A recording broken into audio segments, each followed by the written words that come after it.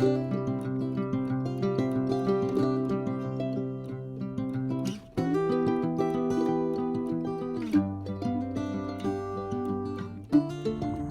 morning, everyone. Welcome back to Semojo Homestead, where we have some new insight after all that storm chaos. But today, or actually this weekend, I am by myself because Cass and the girls are at a dance convention. The girls are at a dance convention. Cass is there with them. Let me clarify that. So I'm on milking duty, so I'm gonna get in here, get Frost on the stand, and start milking her.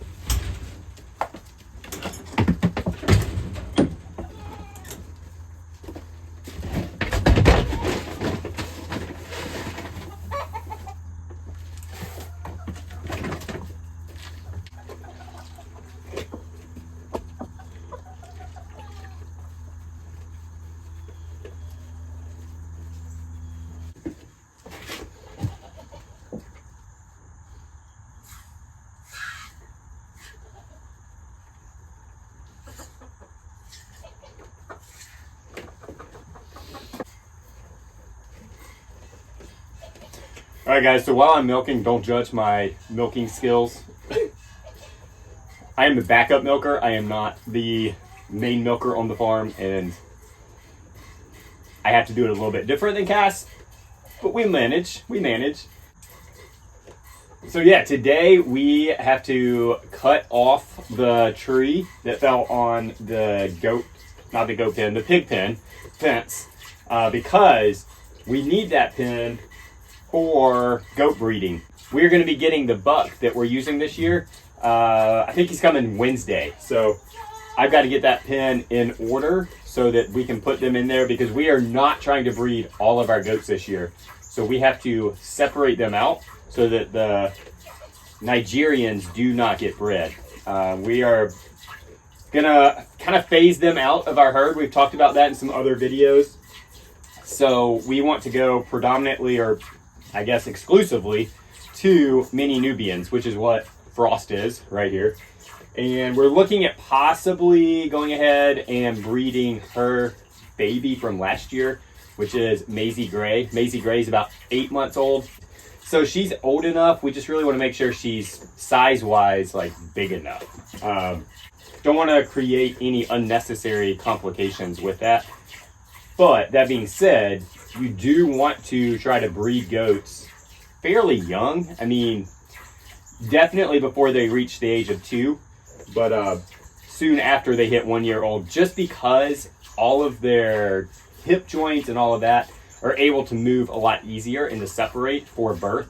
And once that happens the first time, it's much easier on them the rest of their life. So if you wait until a goat is older before you breed her for the first time, there can be complications, because it can be a little bit more difficult for those hip bones and everything to widen out, to separate, and loosen up so that those babies can come out. We always get our buck from Goat Daddy's Farm, which is where we got our original goats from. They are a grade A goat dairy up in Elgin, South Carolina, that services several areas around South Carolina. They have really high standards. That's where we bought our goats from. We keep a closed herd with them, meaning our goats have never been around anyone else's goats, only goats from Goat Daddy. And that just ensures the health of the goats and all of that. So while I'm milking her, let's start to talk about things that we realized from the storm, things that Helene taught us.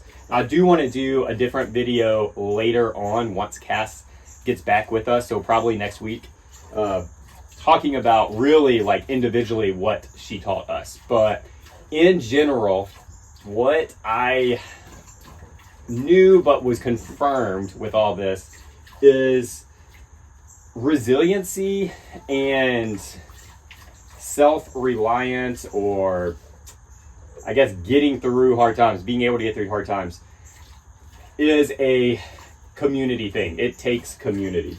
Now that is something that we have talked about a lot of times. Like, self-sufficiency isn't really an accurate term. as far as what I believe. I don't really think it's feasible to expect to be able to be completely 100% self-sufficient in today's world, meaning you are absolutely not relying on anyone else or anything else. I think it does take community. I think it does take people pulling together resources and everything else. We were actually meeting with our supper club last night, and Jess was talking about there are accounts of rescuers going into some of these hollers up in North Carolina where they knew people were, you know, small communities and stuff, and expecting just to find absolute devastation of human life. And what they found instead were thriving sub-communities where people just within 6 days, 7 days, where people had, don't you dare, where people had come together to pull together their resources, you know, found the accessible wells, streams in the area, you know, pantries, all of that stuff, you know, just who had what, and organized it, came together, were sharing it, and had gotten through a week of being completely cut off with absolutely no electricity, no running water, nothing. And they were, I mean, I would say in a situation like that, thriving, because they had the food, they had the community, they had everything that they needed, they had access to what they needed, water, all of that stuff, because they came together, worked together, and even, I mean, had, where roads had collapsed, had cut new roads, had already begun doing that. And it's just amazing, I think, when you come together with a group of people, how much can be done. Not so much because you have more hands working on it. Yes, you know, many hands make light work. But it goes so far beyond that labor and the workload. What it creates is psychological. You know, it uplifts you, it gives you hope, and allows you to do more things than you could on your own. Again, not because there's more hands, yes, that helps, but because just your attitude, your psyche, your mindset is in a better place to be more productive to get stuff like that done. And I think that's just evidence of, you know, if we end up going through something like this again, or, I mean, heaven forbid, something much, much worse, more like North Carolina is dealing with, whether it's weather related or other circumstances in the world, you know, it's just proof that you better have community. You know, you better have all your systems in place, but you also better have community right around you that is ready to pull together, to pull each other through and pull resources, a community that's willing to be generous, that is going to essentially get everyone through and keep everyone surviving. And not just surviving, but I mean, again, I would argue thriving when you take into consideration what they actually had.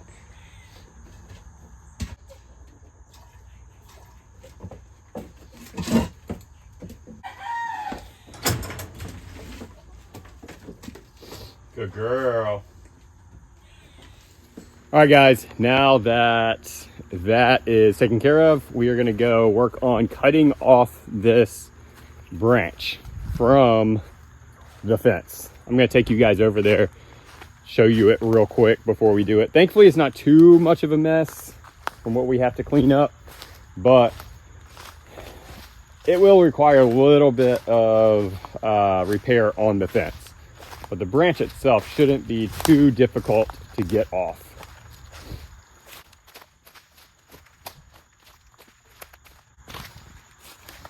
Ooh, spider web.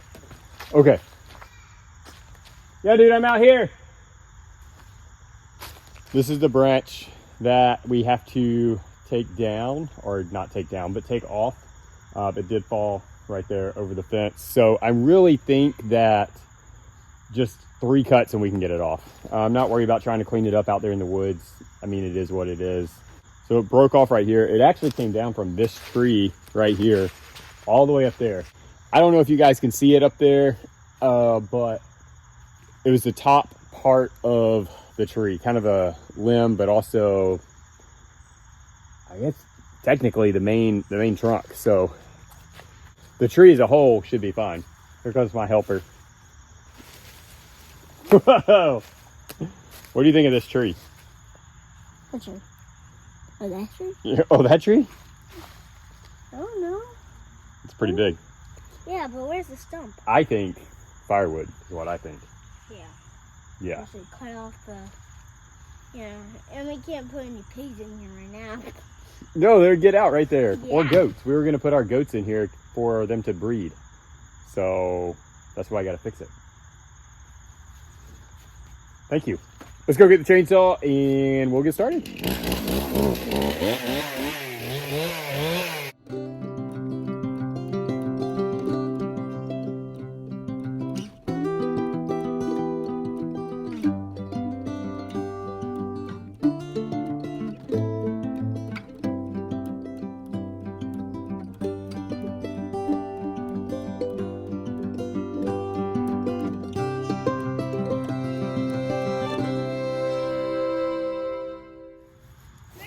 Okay, that is, I don't know, we might cut up a little bit more, but this is firewood, if it can cure fast enough. That is one thing that this storm did provide lots of firewood for this area, but we're going to be pushing it for it to get really fully cured for the fireplace in time for us to need it. But we'll see. Maybe into the winter if we get one of those late cold snaps. This will be good to use. If not, we'll try to get it to next year and it still be fresh enough to be able to be used. This is actually sweet gum, so it will burn, and it will burn clean enough for a fireplace for our wood burning stove. It does tend to pop a lot. That's the one thing with sweet gum. Don't necessarily want to put it, you know, in an open fireplace, but in our wood burning stove, it burns great. The other thing with sweet gum is you really want to go ahead and get it split when it's still fresh, because otherwise it gets really, really hard to split. You gonna help me split it today? Yeah. All right. Joe, actually, he loves doing this work. And I love it. We're a good team, aren't we? Yeah.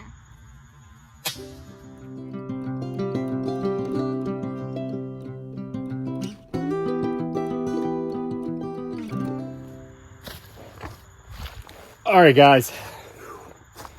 We got it picked up. Humidity is really starting to kick up, which is fine. It's just getting hot. But we're gonna go get that wood split and then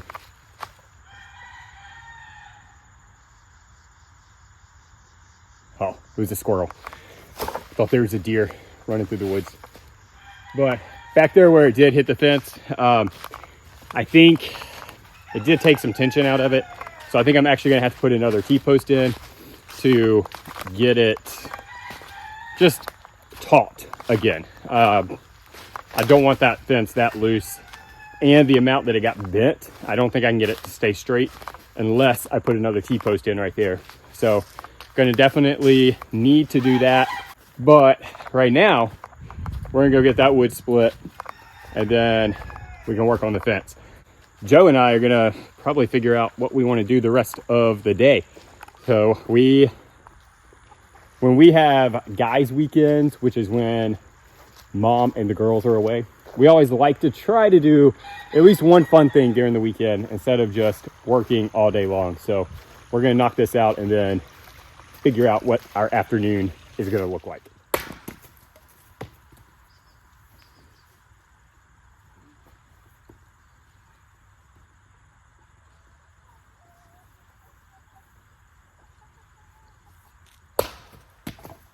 All right, guys, got that fixed. Like I said, I'm gonna head over, fix that goat pen fence, or the temporary goat pen fence. Temporary goat pen fence. There we go. And maybe my help will stick with me and help me with that. We'll see. That's all that we have for you guys this weekend. Like I said, we're gonna go enjoy the rest of our weekend, our guys weekend, figure out what we're gonna do. But as always, guys, I hope you guys have a great week and be blessed.